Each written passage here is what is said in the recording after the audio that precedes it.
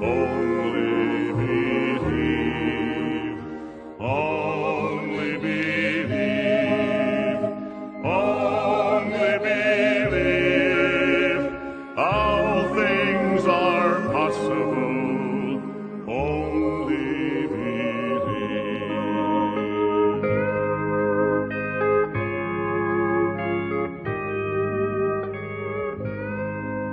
Fear not, little flock, whatever your lot. He enters our rooms, the doors being shut. He never forsakes, he never is gone. So carry his presence in darkness and dawn. All things are possible. Only believe, only believe. All things are possible. Only believe, only believe, only believe. All things are possible. Only believe. All things are possible. Only believe.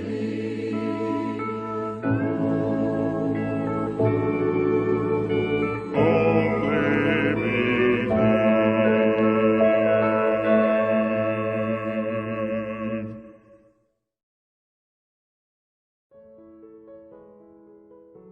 Um bom dia com Jesus. O Senhor continue nos abençoando e a graça, a misericórdia e a paz de nosso Senhor Jesus Cristo seja com cada coração. Vamos meditar nesta manhã na carta de Tiago, no seu capítulo 1, do verso 13 até o verso 18, que diz assim: Ninguém ao ser tentado diga: sou tentado por Deus, porque Deus não pode ser tentado pelo mal e Ele mesmo não tenta a ninguém. Ao contrário, cada um é tentado pela sua própria cobiça quando esta o atrai e seduz. Então a cobiça, depois de haver concebido, dá à luz o pecado, e o pecado, uma vez consumado, gera morte. Não se engane, meus amados irmãos. Toda boa dádiva e todo dom perfeito vem lá do alto, descendo do Pai das luzes, em quem não pode existir variação ou sombra de mudança, pois segundo o seu querer, Ele nos gerou pela palavra da verdade, para que fôssemos como que primícias das suas criaturas. O Senhor acrescente bênçãos à leitura de Tua palavra, que ela possa produzir aquilo que cada um precisa e necessita nesta manhã, no nome do Senhor. Meus irmãos, a pessoa madura, ela é paciente em meio às tribulações. Por vezes, as tribulações, elas se apresentam na forma de provações exteriores, em circunstâncias exteriores da vida, como perca de emprego, problemas familiares, problemas com filhos, e por vezes são tentações interiores. As tribulações, elas podem ser provas enviadas por Deus, como nós já vimos, que Deus prova os seus filhos, ou tentações enviadas por Satanás e estimuladas por nossa natureza caída. Então, Satanás se aproveita da nossa natureza caída para que então ele possa nos tentar nas nossas falhas, nas nossas dificuldades, para que então nós desobedeçamos a Deus e ficamos em pecado. É desse aspecto, sobre a tentação interior, que nós vamos falar. Podemos nos perguntar por que Tiago associa essas duas coisas? Qual a relação entre as tribulações exteriores e as tentações interiores? Bem, a relação é simples. Se não tivermos cuidado, tribulações exteriores podem tornar-se tentações interiores. Eu vou repetir para fixar bem. Se nós não tivermos cuidado, as tribulações exteriores, isto é, os problemas de fora, como eu já citei, pode tornar-se em tentações interiores. Ao vivenciarmos circunstâncias difíceis, podemos nos pegar murmurando contra Deus, questionando o amor de Deus na nossa vida e resistindo à sua vontade.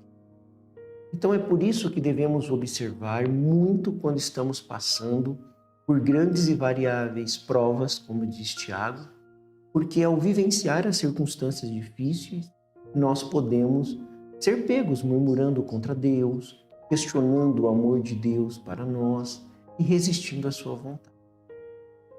Neste ponto, meus irmãos, Satanás aparece com uma oportunidade de escapar das dificuldades. E essa oportunidade constitui uma tentação. Há diversas ilustrações dessa verdade ao longo da Bíblia. Abraão chegou em Canaã, descobriu que não havia alimento na região. Então, isto era uma circunstância exterior.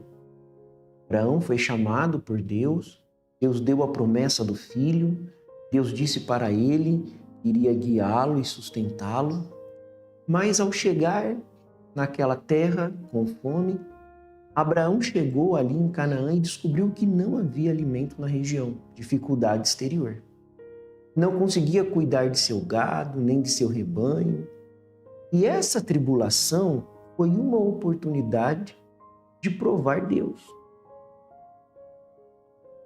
Olha como que isso é profundo, meus irmãos. Como que isso tem uma profundidade incrível para nós. Então, Abraão transformou em uma tentação e desceu ao Egito. Deus teve que disciplinar Abraão e restaurar ele a uma posição de obediência e de bênção. Eu vou repetir de novo, a fim de que a gente possa fixar bem essa ilustração do nosso pai da fé. Não é porque nós somos filhos de Abraão, filhos de Deus em primeiro lugar, chamados por Deus, que nós não vamos ter provações e tentações. Então Abraão, quando ele chegou ali em Canaã, ele descobriu que não havia alimentos na região. Não conseguia cuidar do seu gado, nem do seu rebanho. E essa tribulação foi a oportunidade de provar Deus. Mas Abraão transformou em uma tentação e desceu ao Egito. Deus nos prova através do tempo. Deus envia provas para nós para testar a nossa fé. E Abraão, ao invés de aproveitar esta oportunidade para aumentar o seu testemunho perante Deus, Abraão transformou em uma tentação e desceu ao Egito. E Deus teve que disciplinar. Nós já conhecemos, né? O que aconteceu com ele, com a sua esposa. E Deus teve que disciplinar Abraão e trazê-lo de volta a uma posição de obediência e bênção.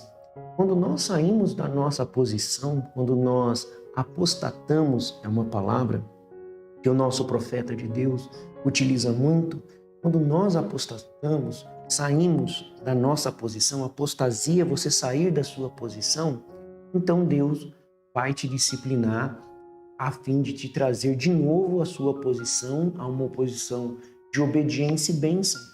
Porque, meus irmãos, obediência e bênção estão ligadas. Uma pessoa desobediente, ela pode até ser bem-sucedida no mundo, ela pode até prosperar no mundo, mas as bênçãos celestiais não estão com ela. O que importa para nós não são as bênçãos materiais. O que importa para nós são as bênçãos celestiais e essa só é encontrada em Jesus Cristo. Nós vamos voltar aqui, ao nosso tema. Então, outro exemplo, enquanto Israel perambulava pelo deserto, em várias ocasiões a nação transformou provações em tentações. Eu quero que você pegue este quadro. Veja, as provações, muitas provas exteriores, se transformam em provas interiores. Então Deus nos dá uma prova exterior e ao invés de nós transformarmos esta provação em glória, muitas vezes nós transformamos estas provações em tentações.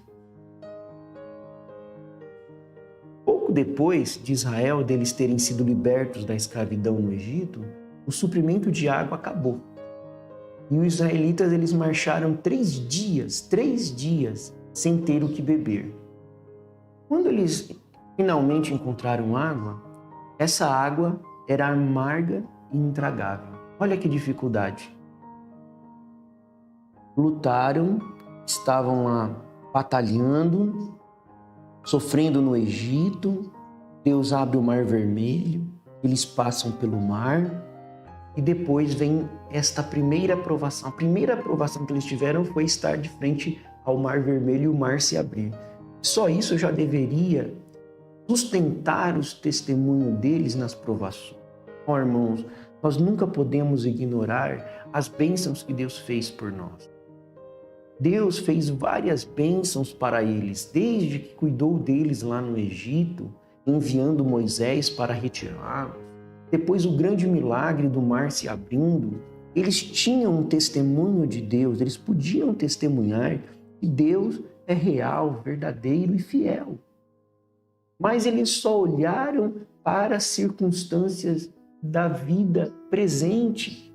Quando nós apenas olhamos para as dificuldades da vida presente, nós ficamos murmuradores e nós corremos esse risco de transformar uma provação exterior em uma tentação interior. Então eles encontraram ali as águas amargas. No mesmo instante, ao invés deles buscarem a Deus, porque é isto que as provas fazem. Deus envia provas para que nós possamos nos aproximar mais dele em oração, em entrega. Cada prova que nós passamos, cada dificuldade que nós passamos, é para que nós possamos nos aproximar mais de Deus e olhar para trás e dizer assim: o Senhor é o meu ajudador, o Senhor é a minha força, o Senhor é o meu amparo. É isso que vem, é para isso que vêm as provas. Nós queremos realmente estar na vontade de Deus.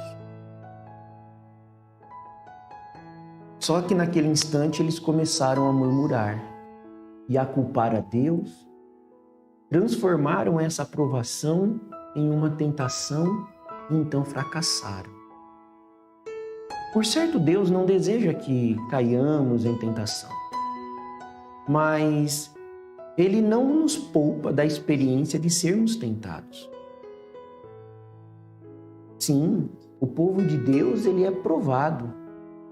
Tentado, às vezes, quando a gente vê aqui na Bíblia, o profeta de Deus para esta era já nos ensinou que Deus não tenta ninguém, mas Ele prova todo aquele que Ele chama por filho. Então, para amadurecer, é preciso enfrentar provações e tentações. Se você quer amadurecer na fé, você tem que lembrar disso. Você vai ter que passar por provações e tentações a fim de superar as tentações. Nós devemos considerar 3 coisas. Primeiro, Deus julga o homem. Isso é muito importante e Tiago aborda isso de uma forma muito importante. Ele diz: olhem diante e vejam a que o pecado leva. O que leva ao pecado? O pecado leva à morte. Não se deve culpar Deus pelas tentações. Ele é santo demais para ser tentado e amoroso demais para tentar os outros. Deus nos prova como Ele fez a Abraão. Gênesis 22. Mas jamais nos tenta.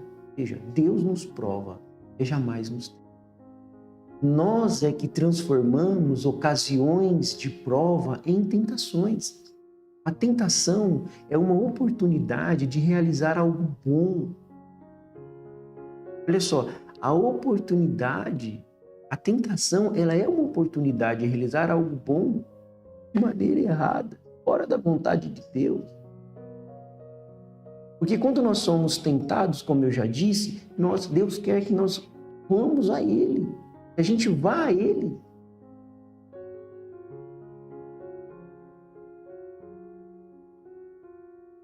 Você tem que ter isso dentro do seu coração.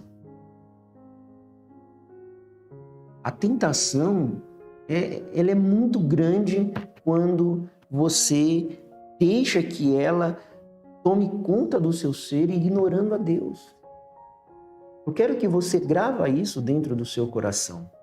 As provas vêm para que nos fortalecer e nos amadurecer. A tentação é uma oportunidade de realizar algo de bom de maneira errada, fora da vontade de Deus. É errado querer passar em uma prova? A prova que você vai fazer na escola é errado? Querer passar por uma prova? Claro que não. Mas colar para passar na prova é pecado.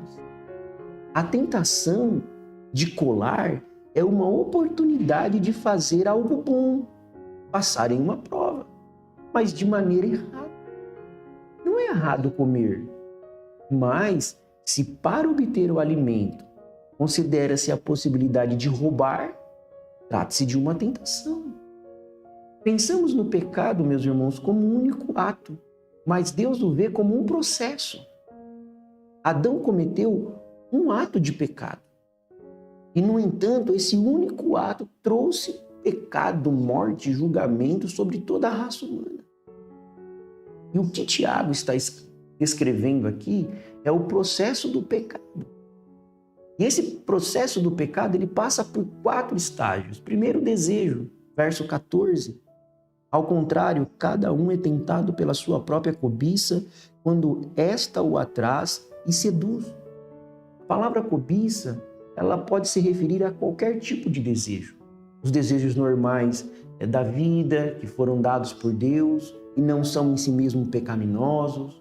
Sem esses desejos, não se vive normalmente. Se a fome ou a sede não existissem, ninguém comeria nem beberia e todos morreriam. Se não fosse pelo cansaço, o corpo nunca descansaria e acabaríamos esgotados. O desejo sexual normal, sem ele a raça humana não teria continuidade. Quando procuramos satisfazer a esses desejos de maneiras fora da vontade de Deus, aí nós entramos em apuro. É normal comer, mas a gula é pecado. É normal dormir, mas a preguiça é pecado. Em Hebreus 13, 4 diz assim: digno de honra entre todos seja o matrimônio, bem como o leito sem mácula, porque Deus julgará os impuros e adúlteros. Algumas pessoas tentam tornar-se espirituais, negando esses desejos normais ou procurando reprimi-los, mas isso só os leva a perder seu caráter humano. Esses desejos fundamentais da vida são o vapor, a caldeira que impulsiona a máquina. Se o vapor é cortado, falta energia. Quando o vapor fica descontrolado, causa destruição. O segredo é o controle constante desses desejos através do Espírito Santo que nos deu domínio próprio. Esses desejos devem ser nossos servos, não nossos mestres. Eles têm que estar submetidos à vontade do Espírito Santo, não nós mesmos querendo ser autocontrolados e algo mental, mas através da força do Espírito Santo, esses desejos devem ser nossos servos, não nossos mestres. E a única maneira, meu irmão, de controlá-los é por meio do Espírito Santo que Jesus Cristo nos enviou. Então, primeiro é o desejo, depois vem o engano. Veja que é um processo, desejo, depois engano. Nenhuma tentação, ela não é aparente. Sempre a tentação é mais atraente do que de fato é. Tiago usa 2 ilustrações para provar o que ele está dizendo. O verbo atrair aqui, meus irmãos, é associado à ideia de colocar uma isca em uma armadilha.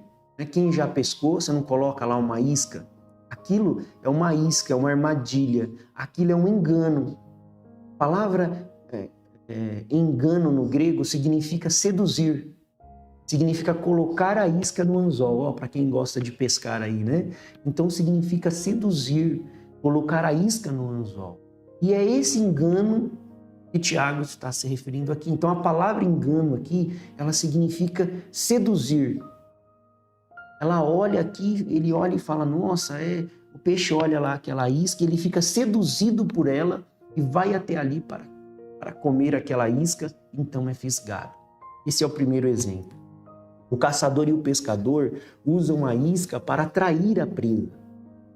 Nenhum animal entra deliberadamente em uma armadilha sem uma isca. O peixe não morde o anzol vazio de propósito. Então a ideia é escolher a armadilha e o anzol certo para pegar a pessoa.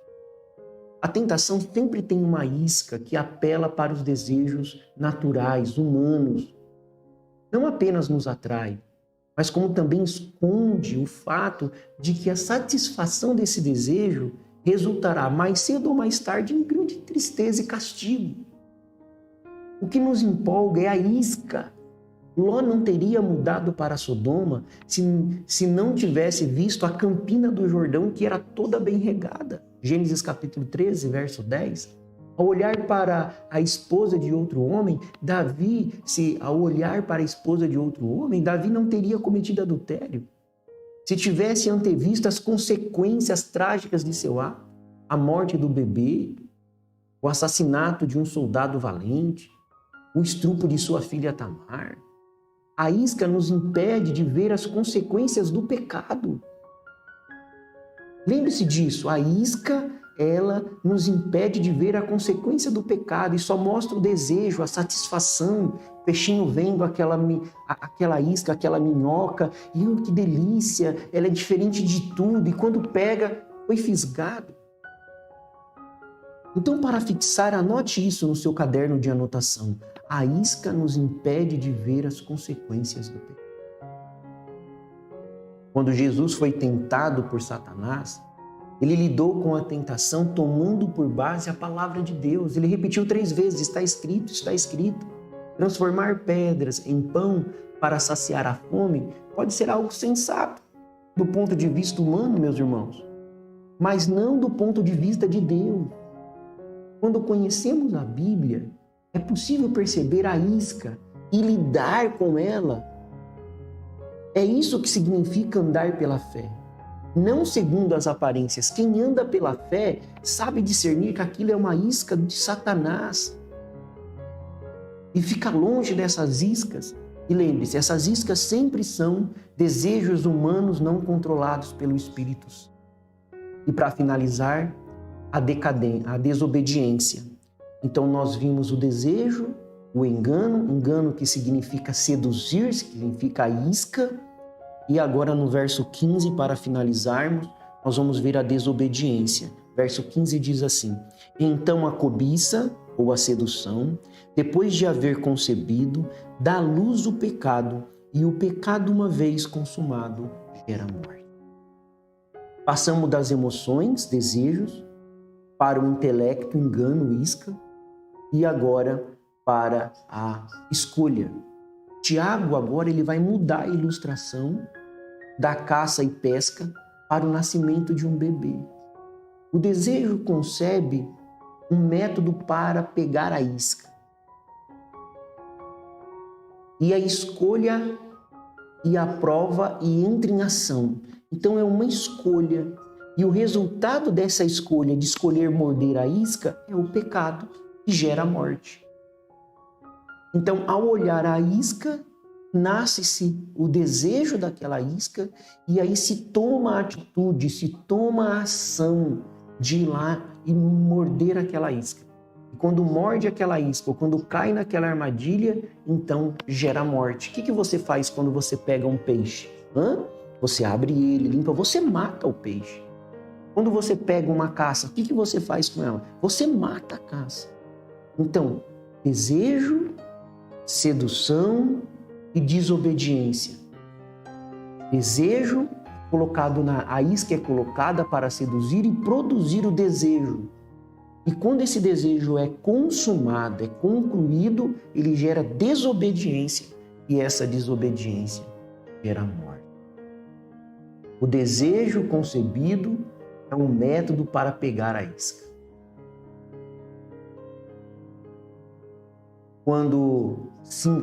Quando quer sintamos isso, quer não, caímos na armadilha ou somos fisgados. O bebê nasce, quando cresce, tudo se complica. A vida cristã é uma questão não é uma questão de escolha vazia.